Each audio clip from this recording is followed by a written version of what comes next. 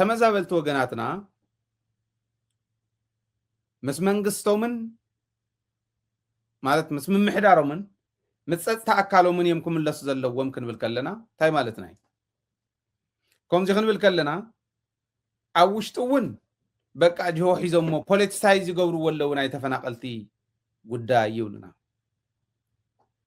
ኣብ ደገ እውን ትጸላኢ ፖለቲሳይዝ ዘይትግበርዎ ስኢሎም ይመለሱ ስኢልኩም መለስዎም ይበሃል እቶም መሳርሒ ጸላኢ ኮይኖም ዘለዉ ባንዳታት እውን አዲስ አበባ ኸይዶም ካብ አዲስ አበባ ንምዕራብ ትግራይ እንዳኸዱ ናብ ጸለምት እንዳኸዱ በቃ ስኢሎም ተመዛበልቲ ክምለሱ ኣለዎም ምስ መጹ ክተጥፍእዎም ክትበልዕዎም ክጥዕመኩም ምእንታን ስኢልና ክንመልሰልኩም ኢና አይብልዎም ኣነ ሕዚ ብዙሕ ግዜ ተዛሪብናሉ እንዲና እዚ ባዕሎም ተመዛበልቲ እውን ተዛሪቦም እንዲዮም ንሕና ክንምለስ እንተኮይንና ኩላ ጋሕ ትበል እዮም ኢሎም ቃል ብቃል ተጠቀምሉ ቃል ይጥቀም ዘለኹ ጋሕ ትበል እንታይ ማለት እዩ ኣብኡ ዝኣተው ሰፈርቲ ይውፁ ኣብኡ ዘሎ ሽፍታ ዕጡቕ ሓይሊ ይውፃእ ኣብኡ ዝኒሄ ምስለኔ መመሓደር ይውፃእ ምምሕዳርናን ፀጥታናን ይእተዎ ምምሕዳርናን ፀጥታናን ኣረጋጊፁ ሰላምኩም ውሕስ እዩ ምስ በለና ክንኣቱ እዚኣ ናይቶም ተመዛበልቲ ወገናትና ደልየት እያ ንሕና እውን ከም ደደቢት ህዝቢ ትግራይ እውን ከም ህዝቢ ተመዛበልቲ ምምላስ ማለት ነቶም ዝተረፉ ናይ ሰርቫይቨር ስቶሪ ክነግሩ ዝኽእሉ ተረፍ ሞት መሊስኩም ስደድዎም እሞ ንዓቶም ክውድእዎም ታሪክ ነጋሪ ከይተርፍ ታሪክ ዝነግር ከይተርፍ እቲ ጀኖሳይድ ኣብ ዝኸባቢ እዚ ደቂ ከለ ተቐቢሮም ዝብል ኣምሊጡ ናብ ሰሜን ምዕራብን ናብ ካልኦትን ዝበፅሐ ካብ ምዕራብ ንመቐለ እስካዕ መቐለ መኾን ከባቢ ዝበፅሐ ካብ ደቡብ ካብ ሰሜን ምዕራብ ጸለምትን ካልኢን እውን ናብ እንዳባጉና ሽረ ዝበፅሐ ክምለስ እሞ ንሱ እውን ክውዳእ ድሓር ታሪክ ነጋር ዘይብሉ ክተርፍ እቲ ህዝቢ ጀኖሳይድ ተሓታትነት ከይረጋገጽ ካብ ጀኖሳይድ ተሓታትነት ንኣብይ ኣሕመድ ንምምላጥ እዩ እቲ ጉዳይ እዚኣ ምዃና እዚኡ ክንብል ከለና እዚ ደኣ ናይ ሕወሓት እንድዩ ሕወሓት ሕዚ ዝብሎ ዘለኹ ናይ ሕወሓት ሓሳብ እንተኮይኑ ሕወሓት ምድጋፍ ናይ ግድን ይኸውን እንተሎ ጸላይ እንተሎ ተቃወምቲ ፓርቲታት እውን ሕወሓት ክድግፉ ኣለዎም ከምኡ እንተኮይና ትብል ሕወሓት ጌታቸው ዝብሎ ዝነበረ ሰሚዕኩም እዮም ሲልና ክንመልሶም ኢና ሕወሓት ትበሃል ክትምለስ የብላን ካብ ዝኾነ ቦታ ኣምፅያ ቃፍታ ኣብ ወርሕድያስ ኣብ ወለጋ ጨረቃ ላይ ናት ወለጋ ናት የሚል የማያውቁ ዘይፈልጡ ሰባት ኣምፅኦም ኣመሓደሩ ይብልዎም እዚዩ ኣነ ይቅበሎን ከይተቅበልዎ ተመዛበልቲ ክምለሱ እንተኮይኖም በይኖም ይመለሱ ኢሉ ጌታቸው ከም ኢሉ ወደ ሸብር እቶም ሕወሓት ዝበሃል ኮይን ፖለቲሳይዝ ዝገብርዎ እኒኦም እምበር ተመዛበልቲ ምለሱ ዳ ኢልና እንዲ ኣብይ ኣሕመድ ኢሉ ቃል ብቃል ይዛረብ ዘሎ ጻድቃን እውን ከምኣ እዩ ካልኦት እውን ከምኡ እንዳበሉ ፀኒሖም ንክምለሱ ስለ ዝደለዩ እዮም ሕወሓት እምበር ኣብይ ኣሕመድስ ኣይትመለሱ ተመዛበልቲ ኣይትመለሱ ኣይበለናን ማለቶም ቃል ብቃል ይዛረብ ዘሎ እዚኣ ደ ኢሎም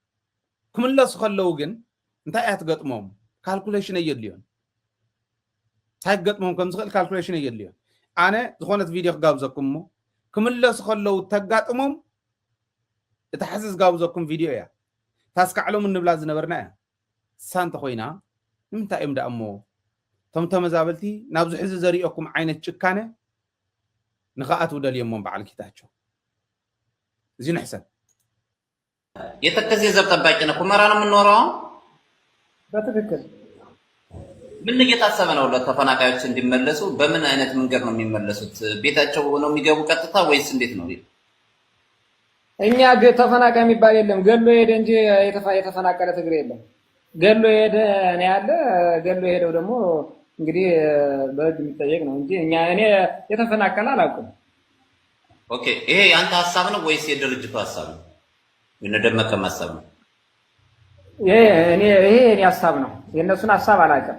እኔ አሁንም ከቅድም ጀምሮ እኔ ሀሳቤን የምናገር ራሴን ወክዬ ብቻ ነው። ማንንም አልወክልም።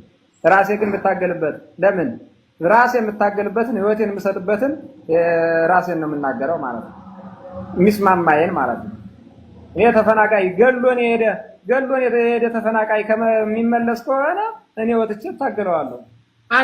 አንድ ቢያንስ የፈለገ ቢሆን እንደው አንድ 20 ጁንታ ሳልገላል አልወጥ ተመልከት። መልካም። ስለዚህ የሚመለስ ትግሬ የለም እያልከኝ ነው ባጭሩ? የሚመለስ ምን የሄደ ትግሬ የለማ። በቃ ሰላማዊ ትግሬ ከበፊት ጀምሮ ይህ መሬት ያማራ ነው። በፊት መተው እነዚህ በወረራ የያዙት ነው እንጂ መሬት የናንተ ነው። እንደ ኢትዮጵያዊነት ግን እንኖራለን ያሉ ትግሬዎች በሰላም አሉ። አሁን እዛ ተፈናቀልን የሚለው ግን ገዳይና ዘራፊ ኃይል ገሎ ሄደ ማይካራ ጨፍጭፎ ሄደ ነው። ይህ ጨፍጫፊ አንተ ራስ እናትህን የገደለ መጥቶ ይግባብ አንተ ትቀበላለህ እንዴ? እንዴት ነው አንተ የማታደርገውን ነገር ለኔ አጠይቀኝ ወንድሜ። ገዳያችን እንዴት ነው ወደዚህ የሚገባው? እና ስለዚህ ተስፋ የላቸውም በለኝ። አሁን አብራክባና ተደርባ ያሉት ተስፋ የላቸውም። ተስፋ ይቁረጡ። ወደ ሀገራቸው መሄድ ይችላሉ።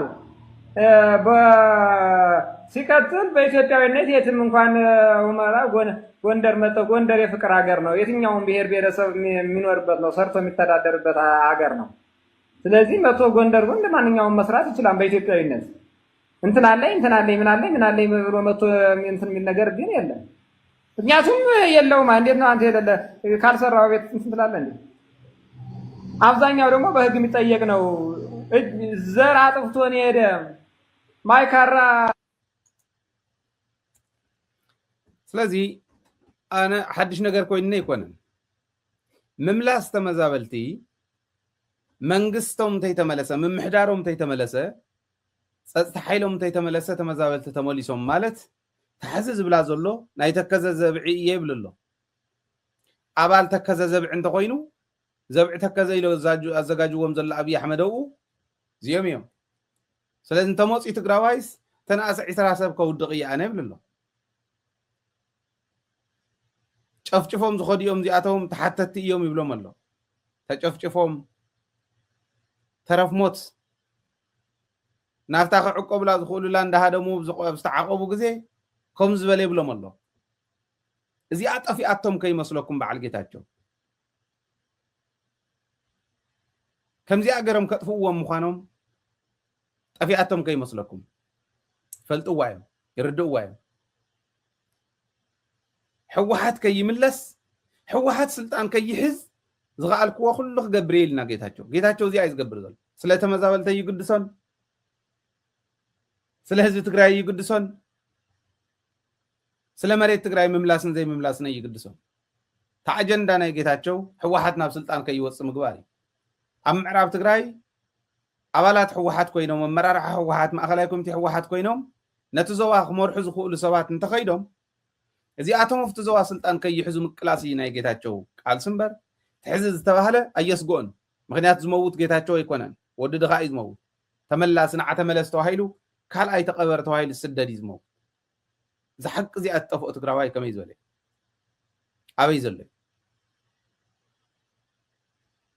እዚ ስለ ዘይንርድእ ኣይኮነን ገሌና ኮነ ኢልና ክነንጨብጭብ ስለ ዝሓሰብና ኢና። ከምኡ ኢኹም ተንጨብጭቡ ዘለኹም ኣንቱም ተንጨብጭቡ። ወደ ሸብር ጠፊእዎ ኣይኮነን። ቃል ብቃል ኣብ ሓደ ዩቱብ ርኤዮ ቃል ብቃል ተዛረበ እዞም ወያነ ዝበሃሉ ሕወሓት ኮይ ኣኹም ትገብርላ ናብ ስልጣን ንኽብሉ እዮም ከምኡ ዝገብሩ ዘለዉ እምበር ምለሱ እኮ ኢሉና ነይሩ እዩ። ጌታቸው ጥራሕ ኣይኮነን፣ ጻድቃን ጥራሕ ኣይኮነን፣ ካልኦቶም እውን ከምኡ እዮም ዝብሉ። እንታይ ይግበር ኣሎ ዝብል ብደንቢ ብኣንክሮ ክንሪኦ ምእንታን እየ ዝዛረብ ዘለኹ እሞ ናይ ተመዛበልቲ ጉዳይ እዚኣ እያ። ለዚ ክብልዑ ክቕተሉ ክጭፍጨፉ ቶም ዝተረፉ እውን ክውድኡ ተደልዩ እዩ ከምኡ ዝግበር ዘሎ። ምዕራብ ትግራይ እንታይ ይብሉ ከም ዝነበሩ እሳቶም ንፈልጦም ኢና። ከመይ ገሮም ከም ዘንፆትና ከም ዘጥፍዎ ነተኡ ዝነበረ ህዝቢ ባዕሎም ይዛረብዎ ዝነበሩ ጥራሕ እኹል የአካባቢ ጁንታ የለም ይው በቃ ሁሉም ሙልጭ አድርገነዋል። የሁመራ አካባቢ መሬት በአግባቡ ከተያዘ በሌሎች የኢትዮጵያ ክፍል ካለው የሰሊጥ ምርታማነት በተሻለ መልኩ የመመረት አቅም አለው። አሁን እቺ ያያህ ነው እቺ መሬት ብቻ 1200 ኩንታል ትወጣለች።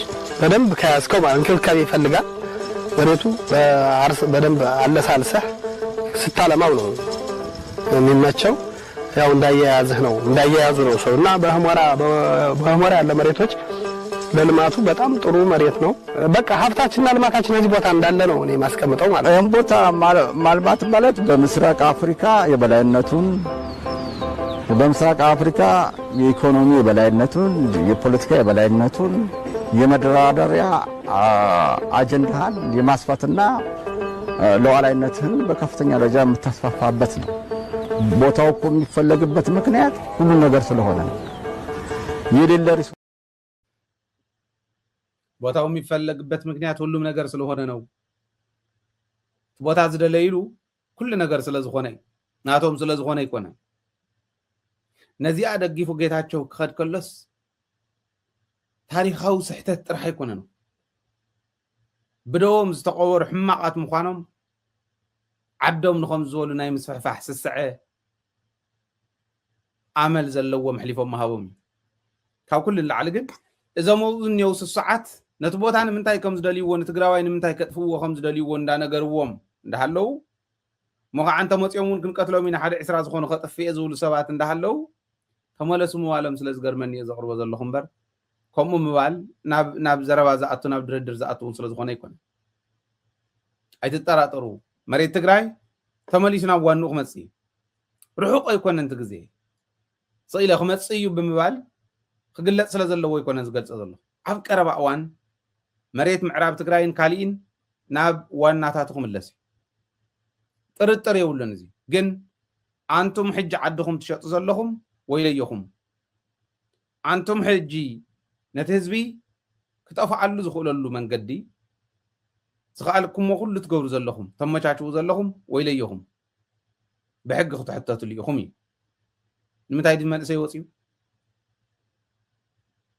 ምዕራብ ትግራይ እኮ ኣብ ፖለቲካ ትግራይ ኣብ ርእሱ ስለ ዝሓመመ እምበር ጥዑይ ርእሲ ዘለዎ ፖለቲካ ትግራይ እንተዝኾን ኣርሚ ሰብዓ እዩ ዝኣኽላ ኣርምታት እውን ኣይኮናን ኣርሚ ሰብዓ ጥራሕ እኹል ነይሩ። መፀኩም ትበሃሉ ሃዲሞም ዝኸዱ እዮም ቶም ፀላቲ። ለዚ እንታይ ክንገብር ከም እንኽእል ይርዳእኒ እዩ። እንታይ ከይንገብር መን ከልኪሉና ዝብል እውን ይርዳእኒ እዩ። እዚ ዝተረድአ ንቅድሚት ክንሳገር ዝከኣሎ ኩሉ ክገብር ፃውዒትካ ምቕራብ ሓሊፈ ምንም ክብል ኣይክእልን። ኣብዚኡ ኩልና ክንሰርሓሉ ይግባእ።